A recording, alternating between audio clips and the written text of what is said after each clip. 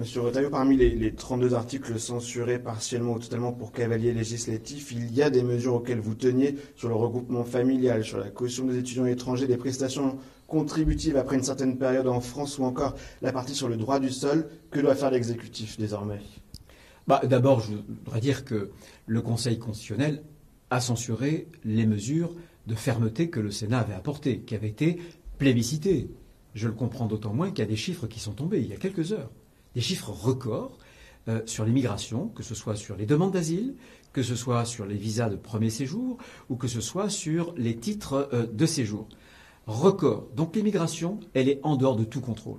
Le travail du Sénat, c'était précisément des mesures de fermeté pour diminuer l'immigration.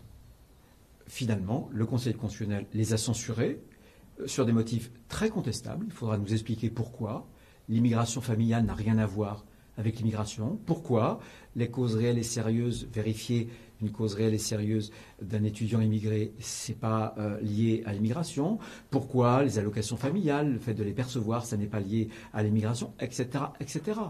Donc, en fait, il y a un vrai problème qui est que le Conseil constitutionnel refuse d'appliquer la révision constitutionnelle de 2008 sur le fameux article 45 et sur les cavaliers législatifs. Pourquoi ?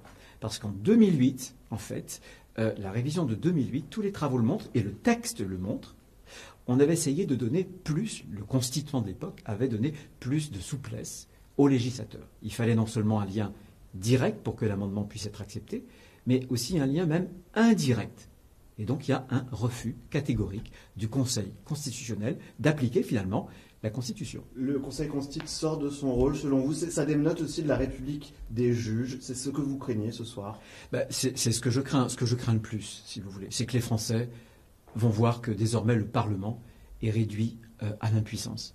Vous défendez la rigueur de votre travail au Sénat. Il n'y a pas un manque de rigueur dans ce que vous avez envoyé comme copie ? Je défends bien sûr la rigueur, puisqu'on nous censure sur le fait de nous dire que le regroupement familial n'a pas de lien avec l'immigration, que par exemple, les études, notamment pour les étudiants qui sont immigrés, le fait de vérifier la réalité de ces études, ça n'a pas de lien. Par exemple, le percevoir des allocations non contributives, les allocations familiales et les autres, ça n'a pas de lien avec l'immigration. Par exemple, le délit de séjour illégal, quelqu'un qui franchit illégalement la frontière, il est clandestin, on lui donne une amende. Ça n'a rien à voir avec l'immigration ? Moi, je ne comprends plus. Est-ce que ça n'a pas un lien direct et même indirect, selon la Constitution. Et donc, comment qualifier cette décision ? Comment qualifier exactement ce qu'a fait Elle est contestable. Elle est absolument contestable.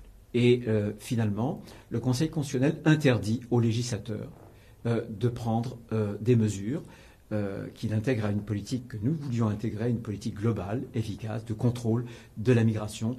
C'est quelque part un déni du pouvoir du Parlement, du pouvoir du législateur. Et donc très rapidement, vous dites nouveau texte et à moyen terme une révision de la Constitution. C'est ça votre message ce soir ? Bien sûr, il faudra qu'on reprenne ces cavaliers législatifs selon le Conseil constitutionnel. Ça n'en est pas. Vous avez compris pourquoi. Je l'ai montré. Je pourrais le faire plus amplement si vous le souhaitez. Donc il faut les reprendre dans un texte, déposer ce texte. Je demande d'ailleurs au gouvernement de le faire lui-même parce qu'il y a un double langage du gouvernement. Mais je pense aussi qu'il faut une révision constitutionnelle. Vous savez, je pense vraiment que la réponse à l'impuissance dans laquelle nous sommes, on est réduit à l'impuissance. On nous interdit de faire une politique migratoire efficace. Mais la réponse à l'impuissance, c'est la démocratie. C'est plus des démocraties. C'est-à-dire permettre dans la Constitution de consulter par référendum le peuple français.